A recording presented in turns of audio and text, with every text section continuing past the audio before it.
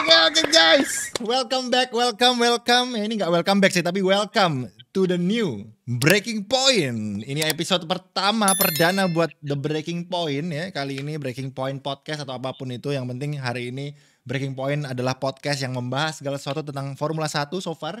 Dan seperti biasa ada gua Mike Denaldi, ada Regi Arsanda, dan ada newest member Dims atau Dimas Maulana. Dan hari ini Noval Herma agak berhalangan teman-teman, dan digantikan sama salah satu pembalap F1 yang cukup terkenal di Alfa Romeo teman-teman ya. Alfa Romeo yang dari negeri Cina ya. Silakan, ini please welcome Guan Yu Zhou.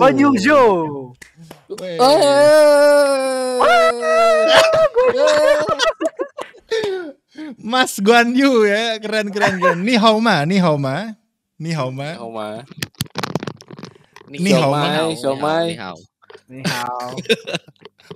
Balasnya itu kalau ni hao ma itu jawabnya hao gitu. Oh, hao. Ni hao ma. Gimana sih? Oke. Nice Tapian. Itu dia. Tidak tahu. Itu ni itu kamu, C itu makan, Tapian itu tai. Oke, jadi ya lengkap sudah ya kita berempat kali ini. Dan ya seperti janji kita ya, seperti biasa kita akan mengundi buat kemarin di episode yang The Pit Box yang terakhir ya teman-teman ya. Kita udah memberikan tebak-tebakan seperti biasa yang P11, yang mana ternyata banyak yang salah. Tebakannya banyak yang salah tahu-tahu ya. Karena kemarin banyak yang nebak itu, sekilas banyak yang nebak McLaren, Lando Norris gitu ya. Ternyata kemarin McLaren malah perform guys ya di Australia. Jadi ternyata kemarin P11-nya adalah si Mas Guan Yu ya. Mas Guan Yu di sebelah kita. Guan Yu Zhou. P11 ya kan. Jadi langsung aja tanpa berlama-lama kita undi dulu supaya kita bisa segera mulai episode kali ini ya. Alright, ini dia. Ada Keisha Arsya, Zikra Umami, Sebinoto, Alfiandra Zurata, Rafa Aska, dan Vincentius Alvino. Terima kasih dan congratulations ya. Kita sekarang langsung aja putar ya teman ya. P11-nya Guan Yu Zhou. 50.000 Zikra Umami. Congratulations Zikra Umami ya. Nanti langsung PM saya saja Zikra Umami, nanti langsung gua ini ya. Nanti gua kasih. Congratulations Zikra Umami. Dan buat teman-teman yang sudah menebak dan belum benar, ataupun yang sudah benar tapi nggak dapat, jangan berkecil hati, masih ada berikutnya ya. Nanti kalau yang benar banyak biasanya gue kasih 2, tapi karena ini hanya 6, 1 aja ya. Oke, kalau gitu kita akan lanjut mulai ke episode Breaking Point yang pertama. Kali ini kita akan bahas Australian Grand Prix, yang mana gue udah siapin notes juga nih, karena banyak sekali momen-momen yang menarik untuk kita bahas sebenarnya.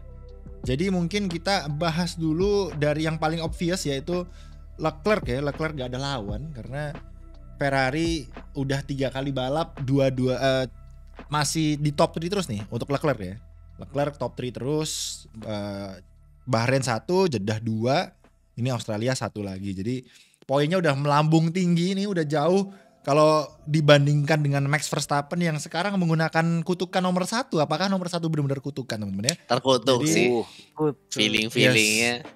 Jadi nanti kalau misalnya Leclerc juara, please jangan ganti nomor 1. 16 aja udah, 16 aja. Ya, Leclerc ya 16 ya. Jadi ya gimana nih performa Ferrari menurut kalian kemarin ini ya cukup dominan ya, karena gimana nih? Nggak kekejar gitu. Kalau dibandingkan mungkin bahas Sainz juga deh, yang kurang perform nih. Kenapa tuh kira-kira? Dari Regi deh. Cek dulu. Ada. Oke, masuk Bang Reg. Ini gua rasa memang Ferrari chance-nya luar biasa sih di musim ini. Terus juga Sainz kalau menurut gua justru ya kurang beruntung aja sih kalau menurut gua ya. Sainz gak seberuntung Leclerc aja sih. Leclerc dia bisa benar-benar mendominasi balapan, dan si Ferrari-nya emang punya prepare yang luar biasa sepanjang musim kemarin. Itu jadi modal yang benar-benar berharga buat musim ini, dan gua rasa memang Ferrari deserve lah buat bisa menang buat musim ini sih. Gua masih salut sama Ferrari di 3 race awal, cukup oke lah, bisa dibilang bagus lah. Tinggal lihat performa buat race berikutnya, apakah Sainz bisa kayak Melbourne lagi, melakukan mistake lagi, atau bisa memperbaiki kesalahan sih. Itu sih menurut gua. Ferrari masih cukup oke sih. Tinggal agak apesnya aja sih ke Sainz. Dims. Ferrari itu udah kencang dari hari Jumat ya, tadi free practice. Of course. Meskipun mereka bilang kayak Albert Park kayaknya tidak cocok untuk kami nih. Oh, tapi aku tidak percaya. Leclerc sih itu yang bilang Leclerc, guys. Ini mah ya. Itu permainan mental gitu ya, permainan mental gitu. Udah banget. Dan kalau soal Sainz tuh sebenarnya kalau mungkin dia pas qualifying lap nggak invalid gara-gara red flag, mungkin dia bisa start keempat atau front row. Momentumnya dapat bisa di baris depan karena bentar, sebelum lebih lanjut nih, gue perlu kasih info kalau Sainz ngakunya dia tuh punya isu di steering wheelnya guys. Jadi katanya steering wheelnya itu katanya error, terus beloknya tuh jadi susah. Terus yang dia startnya race-nya jelek itu katanya dia trigger anti stall di setirnya. Jadi makanya startnya jelek tuh balapannya. Nah itu. Jadi itu dia. Dia bilangnya gitu, ngakunya gitu ya. Dia bilang setirnya tuh ada error, jadi membuat dia tuh agak susah ngejudge mobilnya waktu ngerem atau gimana gitu. Makanya dia mistake tuh. Sama itu sih mungkin ditambah ban hard juga kan. Ditambah ban hard sama gue ngeliat dia berusaha banget buat maju ke depan. Kayak run di outside ke Tsunoda sama Mick Schumacher tuh di turn abis 11-12. Kayak nge-push ban hardnya, ditambah tadi masalah steering wheelnya, terus sampai bikin salah sendiri ya. Better luck next time sih, tapi bukan berarti jangan perform, dia perform kok hari Jumat. Emang kurang beruntung aja sih. Iya, jadi masih maksudnya cuma ya apes lah bisa bilang ya. Apes aja ya. Menurut Guan Yuzo nih gimana? Guan Yuzo sih susah. Carlos emang gak oke sih. Kemarin emang bukan. Mirip banget loh. Bukan minggunya Carlos gitu ya. Jadi emang Jowo. Ya kalau tadi sudah dibilangin emang Carlos gak oke. Kalau hari Jumat waktu free practice ya normal-normal aja gitu kan ya, di depan-depan gitu kan, testing ya as expected kalau free practice guys. Nah pas kualifikasi ini hokinya itu pas itu ya si Alonso itu guys ya, Alonso new stroke, terus Carlos langsung ke delay itunya, kok ke delay sih, apa sih namanya, ke cancel ya, ke labnya ke cancel sayangnya. Jadi ruin. Terus di yang kedua itu pure kesalahannya Carlos sih kalau menurutku ya, soalnya kan dia keluar track di tikungan 10 ya, ini udah tikungan 10 Dims yang si kiri kanan 9-10 kan dipotong kan si kiri lupa iya. Kemarin waktu saya bikin video juga lupa masih memori itu dia tikungan 9-10 dia ngelebarkan pas pertama kita nggak tahu nih, soalnya waktu kualifikasi kan aku nobar juga ngeliat nih masih ada waktu nih, Carlos harusnya bisa nih, aku tungguin ini kok Carlos gak naik kok ternyata dikasih replay ternyata ngelebar dikit ya, masuk ban belakangnya kalau nggak salah itu masuk ke gravel yang ya jelas itu sih banget. Driver error sih kelihatan banget. Karena itu emang of course daerah susah, dan di hari Minggunya ya ternyata ada electronic problem itu waktu start, katanya anti stall, terus steering problem juga. Jadi dan juga yang terakhir adalah dia terlalu agresif, tadi bener kata tim gitu ya. Agresif banget, tinggal sabar aja gitu kan ya. Tikungan 9 dan 10 itu bukanlah tikungan buat nyalip bisa. Cuma kalau mau side by side susah ya susah, udah kelihatan kemarin ini beneran nih mau side by side nih, ternyata bablas gitu kan. Dan ya that's what happened with Carlos ya. Ini bukan minggunya Carlos ya, bisa comeback lah. Aku jamin paling enggak tahun ini satu menang deh. Menang. Win. Bisa. Ya, bisa banget. Kemarin udah podium kan di Bahrain. Jadi ya kalau menurut gua pressure dari Leclerc juga pasti sebagai teammate yang melihat teammate satunya itu perform banget, dan performnya tuh jauh gitu, maksudnya bagus banget gitu compare sama speednya Carlos ya. Kalau dari Bahrain kan udah kelihatan tuh kayak anggapannya kayak Max sama Perez gitu, padahal kan harusnya si Carlos kan maunya deket gitu ya, kayak Hamilton sama Russell gitu. Maunya tuh kayak gitu, nggak terlalu jauh banget. Nah tapi kalau gue jadi Sainz sih pasti gue kerasa pressure banget. Kok gue cupu banget ya, padahal mobilnya sama-sama kenceng nih gitu. Jadi itu juga sih salah satu pressure yang membuat dia mungkin ini ya, pikirannya harus kompetitif kan. Carlos sama Charles tuh kan kompetitif banget ya orangnya. Jadi kerasa krusu lah ya intinya. Soalnya dia waktu agresif banget kan waktu start tuh ya, kelihatan banget kan ST waktu start kan, dan waktu disorot tuh kelihatan banget mobilnya kayak setelah turun lumayan jauh kan pengen nyalip-nyalip, wah ini mungkin driver error ya, jelas banget driver error. Carlos jarang banget dapat mobil bagus gitu kan, nyalip-nyalip dari belakang. Soalnya kan biasanya dulu kan McLaren-nya mediocre, Renault mediocre, Toro Rosso mediocre. Nah ini dapat mobil bagus, mungkin somehow overconfident malah di tikungan, jadinya nyusruk lah di tikungan 9, 12 ke tikungan 10 guys. Jadi ya kalau buat Carlos sih tinggal sabar aja. Udah yang seperti yang dicontohin Leclerc guys ya.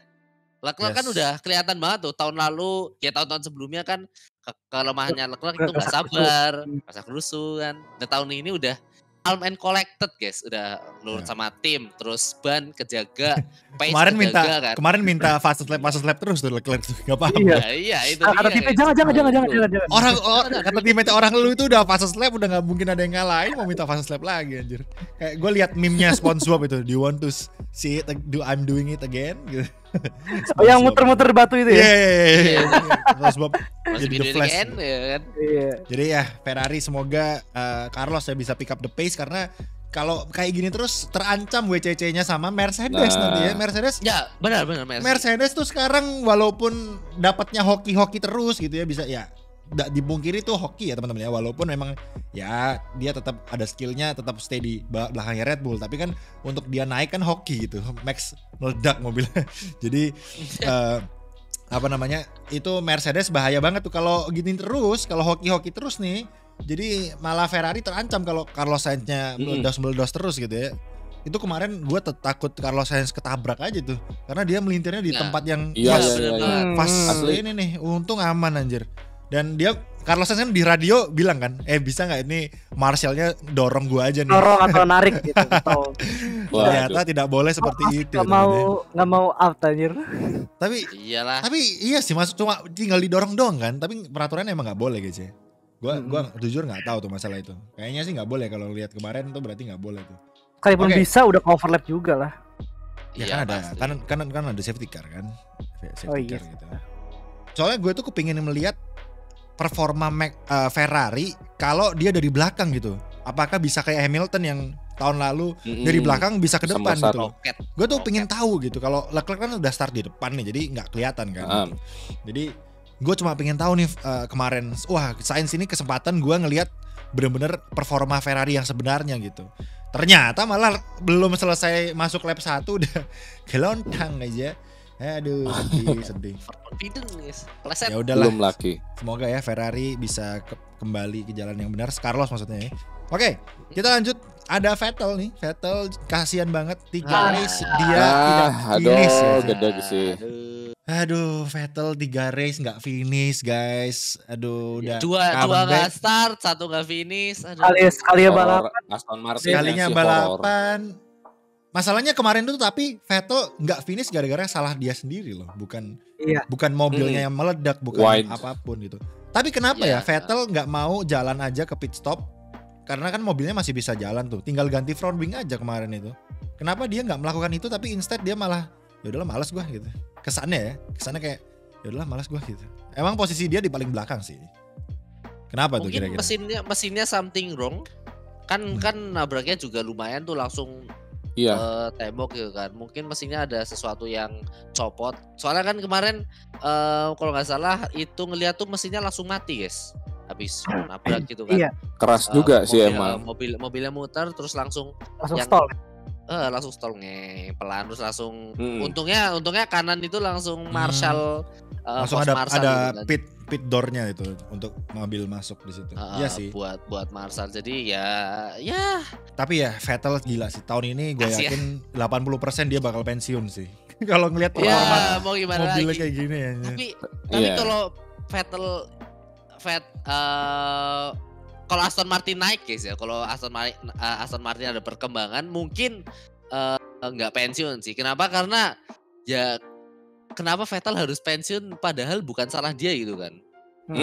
Mobilnya aja yang dikontrolnya susah, terus mobilnya berat, nggak bisa kompetitif gitu ya. Kalau paling nggak tuh Williams kan udah poin nih. Nah, paling nggak mungkin Aston Martin ngepoin dulu lah ya, ngepoin dulu. Ntar kalau misal bisa ngepoin, ada kemungkinan pensiunnya Vettel tuh kalau menurutku bakalan lebih kecil sih. Gue Tapi ngelihat kemarin sih. itu kayak dari praktis sampai quali, gue ngelihat vibe-nya Vettel tuh kayak udah males gitu loh, kayak udah nggak semangat di balap. Itu gitu. dia. Wah, itu. Kalau gue ngelihat ya kesana kayak gitu, nggak tahu. Menurut kalian gimana? Menurut Regi nih. Gua sih liatnya gimana? ini sih baru dia baru debut lah istilahnya, baru balapan gitu kan. Makanya Gua baru juga sih balapan tapi vibe-nya udah malas-malasan gitu menurut gua sih. Iya, kita harus lihat beberapa balapan lagi deh gitu kan, karena memang ini baru debut dari Vettel di musim ini sih. Gua sih masih mengira masih ada kesempatan lah gitu kan. Tapi apakah dari Aston Martinnya itu punya chance tersendiri gitu kan, kesempatan tersendiri untuk bisa merangsek. Nah itu sih, ini sih balik lagi ke Aston Martin ya, yang menentukan sih sebenarnya ya. Vettel itu tambahannya gitu, karena memang dia mengendarai mobil apa di musim kali ini, jelas performanya juga kayak gak naik ya. Tapi kita masih perlu lihat sampai pertengahan musim deh ya. Kalau dari gua sih gitu sih, harus lihat dulu ya. Menarik sih. Mungkin Dims punya analisa terkhusus nih untuk Vettel. Lebih ke pasrah sih kalau gue ngeliatnya, apalagi pas yang hari Lebih ke apa? Pasrah. Hari pertama kan engineer suruh bilang kan kayak coba gitu mesinnya, kata dia enggak udah cabut stop setir, langsung keluar mobil kan. karena emang mesinnya udah mobil udah nggak bisa gitu. Sama ditambah pas balapan, bener kata Regi kayak dari Aston Martin sendiri, karena uang yang digelontorkan oleh Pak Pasrah harusnya bisa dong bikin mobil yang bagus ya. Cuman kemarin pas balapan Vettel kayak oh no, it's so difficult to judge this car when under braking gitu kayak. Betul. Jadi makanya kayak apa ya? Gua kasihan sih karena Vettel kan harusnya pembalap yang hebat lah ya. Hebat. Buktinya si Bang Komeng aja masih jago tuh di mobil yang power unit sendiri. Itu benar. Yang bagus itu. Alpine-nya bagus. Alpine-nya bagus iya sih, tapi harusnya performa Vettel harusnya nggak segitunya, maksudnya harusnya kalau menurut gua Vettel bisa give more lah. Kalau bisa. Nah, itu dia. Bisa ya harusnya gitu.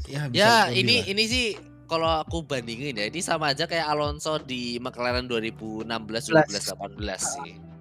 Sama aja kan dikasih mobil batu bata ya, mau digimanain lagi. Jeep itu engine guys. Kalau tahun ini bedanya Jeep itu chassis kan.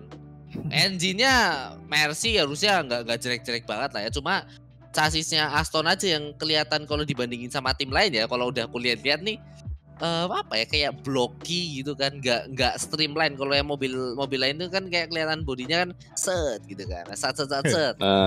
Kalau Aston tuh masih kayak rada blocky banget, terus mungkin apa sih namanya ya, jadi kayak airflow-nya kelihatannya kayak kurang enak. Jadi buat kualifikasi aja, qualify-nya kan ancur-ancuran guys. Iya banget. Bapuk banget nih. Bapuk banget sih. Tapi kemarin qualifying-nya ini Vettel sih keluar sekali doang dia keluar sekali doang. Ya Vettel kan mobilnya harus dibenerin. Ya mobilnya harus dibenerin juga. Nah itu kan. Si Stroll. Stroll dan Latifi.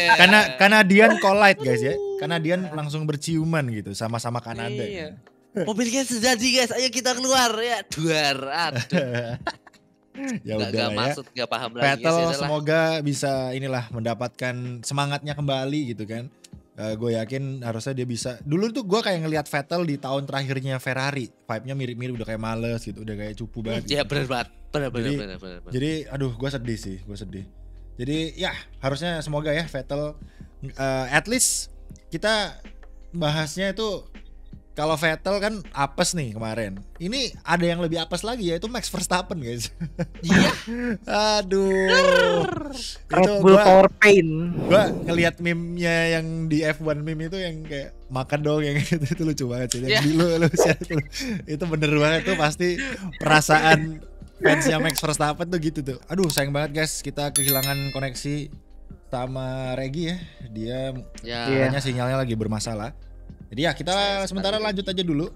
Jadi ya kayak tadi yang gue bilang, Red Bull apes ya. Max Verstappen harus mengalami DNF lagi teman-teman. Jadi power unitnya kayak katanya sih, kalau kemarin gue baca katanya Helmut Marko bukan masalah power unit, katanya masalah fuel pump lagi. Masalah fuel pump lagi masalahnya. Jadi gimana tuh? Kebakar lah ya. Kemarin kebakar tuh ya. Iya, soalnya kata Max kan sebelum itu dia smell something fluid kan. Ya. Nyium bau-bau aneh gitu, kayak cairan-cairan, mungkin aja angus ya harusnya orang ngebul pas berhenti. Padahal katanya fuel pump itu adalah dikasih dari FIA-nya kan, dari FIA-nya. Jadi semua tim tuh memiliki fuel pump yang sama gitu. Kenapa di Red Bull doang yang begitu, yang berulah gitu? Dan Sergio Perez nggak apa-apa. Sergio Perez nggak apa-apa. Max, apakah kutukan nomor 1 gitu kan? Dia yang bermasalah tuh. Gimana menurut kalian? Atau mungkin naik curb mungkin bisa, ya kan? Biasanya kan kalau ya ada beberapa komponen yang ya dulu sih ya nggak tahu mobil sekarang kan. Ya. Mungkin sama-sama masih sensitif gitu. Dulu tuh kalau ada mungkin curb tinggi dinaikin kadang-kadang mesinnya mati. Soalnya dulu pernah siapa itu? Aku lupa guys ya. Pokoknya pernah naikin curb terlalu tinggi terus ada mesinnya mati gitu guys. Jadi dan itu mungkin yang terjadi sama Verstappen sayangnya ya. Dan mobilnya harus kebakar juga. Terus ya semoga mesinnya nggak damage sih. Soalnya kalau kebakar gitu terus ICE atau kontrol elektroniknya damage, ganti kemungkinan penalti guys, itu dia yang bakalan hit banget buat Red Bull. Gara-gara ini Leclerc tuh sekarang lumayan bisa tenang karena poin Leclerc sekarang poin Leclerc tuh 70 berapa gue lupa, 70 berapa? 71. Itu lebih banyak ketimbang poin kontraktornya Red Bull dan Mercedes guys. Jadi Leclerc tuh poinnya sekarang gila banget ya. Dia gimana? Menang fase lap gitu. Dan kemarin fase lap juga yang ini 3 race semuanya fase lap semua. Jadi, hampir 2 kalinya poinnya itu loh, George Russell loh guys. George Russell poinnya 37. Jadi gila. Jadi Leclerc kalau misalnya bisa top 3 terus selama 10 race ke depan, ya udah world champion easy peasy gitu ya. Jadi kita lihat aja apakah bisa konsisten untuk Leclerc. Tapi ya kalau gua sih sebagai ketua Ormas Tifosi ya kan, Tifosi Indonesia ya. Gua berharapnya demikian gitu ya. Kalau bisa menang gampang aja Leclerc gitu. Gua kepingin Leclerc pokoknya juara dunia. 1 tahun aja ya. Sekali aja nggak apa-apa deh. Setelah itu gua nggak minta muluk-muluk. Tahun depan kalau misalnya juara lagi ya oke. Tapi maksudnya gua nggak harus gitu. Kalau tahun ini please juara Leclerc, champion ya. Tapi kalau menurut kalian nih, kan mungkin kalau kalian surfing di Instagram atau Twitter tahu lah ya, ada yang kasih pertanyaan tuh reliability atau pace guys. Menurut kalian gimana? Karena kalau kita lihat reliability lah. Dua tim tahun lalu gitu ya, kan Mercy sekarang fokus ke reliability, pace-nya kayak mediocre aja. Nah Red Bull sekarang pace-nya lumayan aja nih bisa nandingin Ferrari, tapi reliability-nya so far dipertanyakan. Ferrari ada dua-duanya guys. Ya, Ferrari punya dua-duanya. Ferrari sih usah ditanya guys ya. Jurdun. Menurut kalian gimana guys? Seru sih lihatnya. Apalagi kemarin lihat itu kan, lihat Horner bilang gue lebih mending mobil gue kenceng daripada mobil gue pelan gitu. Nah, terus saya rasa langsung balas, lah gue mendingan pelan-pelan tapi finish daripada kenceng gak finish. Iya. Tapi itu bener sih. Russell is spitting facts guys. Iya. Konsistensi is key guys. Bener. Itu di PPT-nya George Russell 2019 itu ada ya, konsistensi is key kan. Jadi bener-bener menarik banget si Red Bull sih kalau bener-bener masih ya palingan ya sampai mungkin race ke-5 atau karena masih problem kayak gini tuh ya, entah mungkin ini nge-lag. Halo. OBS-nya nge-lag. OBS-nya nge-lag. Nge-freeze di kita. Serius? Ada. Baru nih. Oke. Tadi nge-freeze. Iya, tadi nge-freeze. Ya. Halo.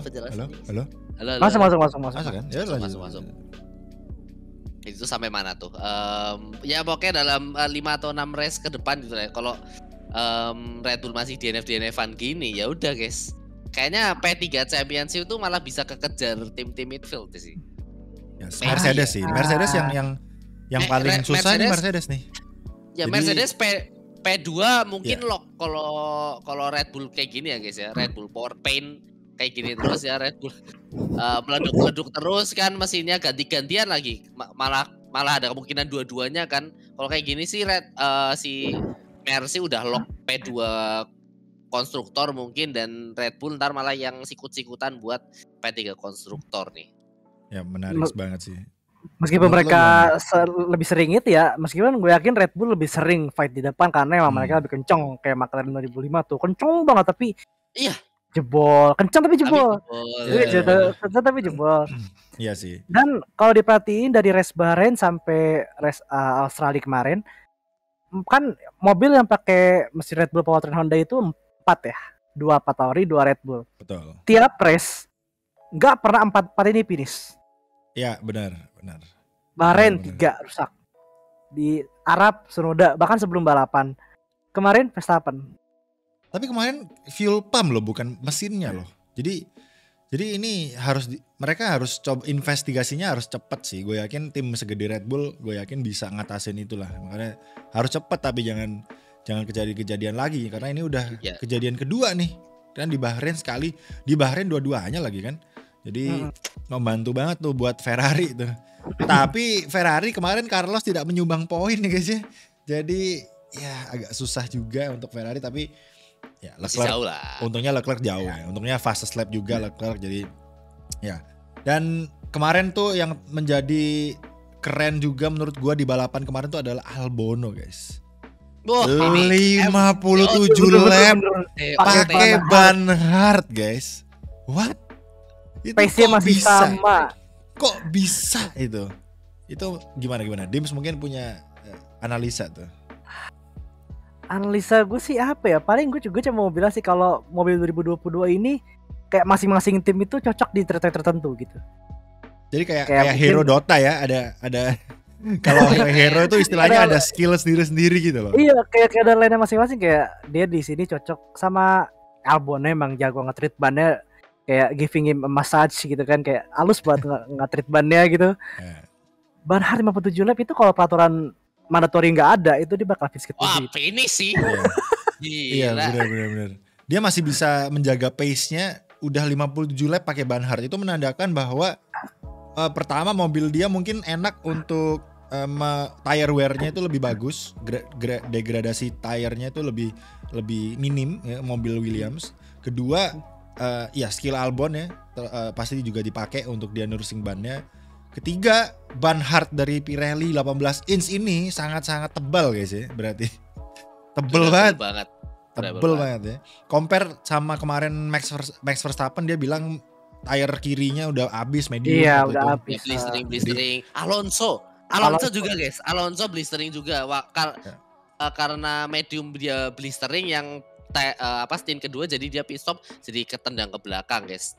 Dan yang menarik juga nih ya dari stintnya Albon nih. Albon itu sebelum dia pit stop ke soft, dia itu udah ngeliat Daniel Ricciardo guys. Iya, kejar loh Daniel Ricciardo guys. Seorang Daniel Ricciardo di McLaren ya pakai ban medium sih. Lawannya ban hard 56 lap gitu kan. Kata Albon tuh kalau kalian nonton di post race live show-nya F1 yang di YouTube itu, katanya aku tuh udah 4 detik di belakangnya Ricciardo dan bisa ngejar lagi. Ngejar lagi gitu guys. Jadi kalau nggak pit stop, dan ya ini berarti emang Albon GG banget. Dan juga setelah balapan aku sempat lihat data gitu kan. Jadi pace-nya Albon itu guys di akhir-akhir bisa hampir nyamain McLaren dan ngejar race lap-nya si Leclerc guys. Jadi kan ini ban hardnya nggak tahu kenapa didoain apa guys ya dari Thailand itu, si Albon bawa doa apa guys, nggak tahu gimana. Ban hardnya sampai lap 50-an aja itu masih bisa dari Thailand. Bagus guys, gila banget itu si Albon. Kalau kemarin ya, kalau orang-orang pada sadar harusnya Albon DOTD sih. Ya Leclerc juga deserving, cuma buat kemarin khusus soalnya vote DOTD udah habis di lap keberapa. Padahal Albon kemarin gila sih pakai. Kita kira ini gila nih 57 lap gak pit stop. Masalahnya 57 lap belum ada loh kayaknya orang pakai satu compound selama itu. Mungkin karena regulasi baru ya, yang mana Q2 tidak mengharuskan bannya dipakai di race gitu kan. Jadi para pembalap udah bebas nih pakai ban baru semua gitu. Dan Albon memilih untuk start dengan ban hard karena dia start paling belakang di diskualifikasi ya kan. Itu mungkin kalau Albon start nggak di paling belakang mungkin bisa lebih jauh lagi. Naik lagi. Ya. Apalagi kalau masalah start nih Alex Albon itu jelek ya, enggak bagus ya enggak. Jadi kalau misalnya iya pas-pasan aja mungkin bisa start P16 atau P15 kan kalau kita lihat pace di kualifikasinya Williams dia kalau kita lihat start dari P20 bisa naik ke P7 atau P8 itu kalau dari ya kalau P15 diperhatikan ya mungkin bisa ngejar depan sih. Kalau diperhatikan banyak yang bilang Albon juga termasuk hoki karena kan di atas pembalap atasnya tiga orang hilang. Ada Sainz hilang, ada Max Verstappen hilang, satu lagi Vettel sih kayaknya di bawahnya. Iya Alonso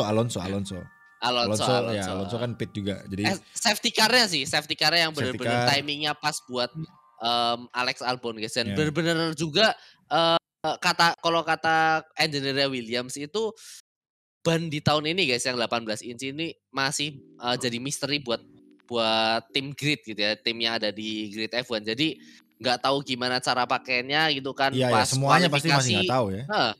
Pas kualifikasi masih kayak ini mau hot lap langsung atau out lapnya 2 kali itu masih nggak ada yang tahu. Dan kemarin somehow Williams can get point gitu kan. Itu mind blowing banget sih. Ya jadi kita lihat nih karena Williams dari line up-nya George Russell sama Nicolas Latifi butuh 3 tahun untuk bisa dapat poin. Ini 3 race ya. 3 race dapat poin. Apa itu ya? Walaupun hoki ya nggak apa-apa, hoki itu is part of racing guys. Jadi luck itu part of motorsport. Kalau Russell bilang namanya motorsport apapun bisa terjadi. Luck itu is part of it. Jadi kalau nggak ada hoki guys, Hamilton nggak 7 kali juara dunia. Jadi kemarin waktu kemarin George Russell marah-marah Verstappen kok dapat juara dunia, ya itu part of racing lu. Iya, itu racing. Hoki ya rasanya. Semua itu pasti ada hoki. Anda bilang hoki itu perlu ya itu Verstappen dah hoki juga gitu ya. Bingung sendiri guys. Hamilton juga pernah hoki di Brazil 2008 di Stade Glock itu hoki kan. Semua balapan itu pasti part of racing ya teman-teman. Jadi kemarin di Abu Dhabi ya hokinya Max gitu. Tapi ya kita nggak tahu nih tahun ini bakalan sengit kayak gitu kayaknya enggak ya. Kayaknya Leclerc so far Leclerc bisa. So far. Kita nggak bisa bilang. Ferrari ini belum ganti mesin, pokoknya partnya belum diganti-ganti guys. Dan ini masih mesin pertama ya. Nggak tahu mesin selanjutnya ada cacat yang nggak diketahui gitu kan. Mungkin ada aja atau Mercy dapat upgrade baru atau McLaren comeback. Nggak ada yang tahu guys. Soalnya tahun ini. Untungnya kemarin mobil Sainz aman ya, mobil Sainz tuh kemarin untungnya nggak ditabrak. Gue udah, ini Sebinala terus ditabrak dari belakang gitu kan. Untungnya enggak loh somehow. Sumpah kemarin tuh hampir banget itu. Masalah spinnya di tempatnya nggak enak banget itu kemarin di chicane ya. Jadi ya untungnya aman. Jadi ya menarik ya. Kita bisa melihat McLaren juga kemarin kembali ke posisi 5 dan 6. Nggak banyak yang nggak usah terlalu banyak dibahas karena cukup udah jelas gitu bagus ya. Jadi ini menarik nih. Jadi Mercedes sama McLaren sama-sama menunjukkan kenaikan lah ya istilahnya. Kenaikan di dalam performa. Jadi patut kita tungguin nih karena ini kan baru 3 race teman-teman dari 23. So masih ada 20 balapan 20 lagi guys. Banyak banget guys. Masih banyak banget. Jadi Desember awal ya. Iya jadi masih banyak banget balapannya. Dan ya gue sebagai ketua Ormas Tifosi ya. Lumayan deg-degan ya. Apakah Leclerc dan Ferrari masih terus bisa ada di atas nih karena melihat Sainz yang makin hari makin melempem gitu. Jadi ya gimana ya, gua harus nih Carlos Sainz ya. Oke, kalau gitu mungkin segitu dulu untuk pembahasan hari ini. Terima kasih banyak untuk teman-teman yang sudah stay untuk menonton episode Breaking Point yang pertama kali ini di YouTube-nya JMX Phantom TV, of course eksklusif.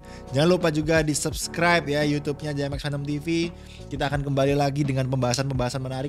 di F1 berikutnya ya teman-teman ya. Terutama Imola next nanti. Jadi Dan of Back course to jangan Europe. lupa, yes, Back to jangan Europe. lupa. Ini Leclerc ini ya, Leclerc suka karena dia ke Italia pertama kali sebagai top championship point nih, dia Championship bilang gitu leader. kan. Jadi patut ditungguin juga di Imola. Jangan lupa follow Instagramnya @thebreakingpoint juga, kita update dan ada mini podcast di situ. Nama gua Menoval biasanya. Jadi silahkan follow @thebreakingpoint Instagram kita. Dan sekali lagi jangan lupa subscribe channelnya JMX Fandom TV. Klik di subscribe button ya buat teman-teman untuk konten-konten seperti ini. Dan mampir ke channel YouTube kita masing-masing, link ada di deskripsi nanti ya. Dims nggak usah dimampirin, udah terlalu banyak subscribernya. Coba kita aja. Ini sudah mau 50.000 guys. Oke, jadi Bagi-bagi. jangan lupa mampirin, follow Instagram kita masing-masing juga bisa. Terima kasih banyak pokoknya buat kalian semua. Ini harusnya akan ada di Spotify dan mungkin di Noise nanti. Jadi hopefully ya kita bisa upload ke sana. Jadi tungguin aja, pantengin Instagram kita, nanti kita akan kasih info di sana of course. Oke, terima kasih banyak and see you on the next Breaking Point episode. Bye bye. Peace out guys. Thank you.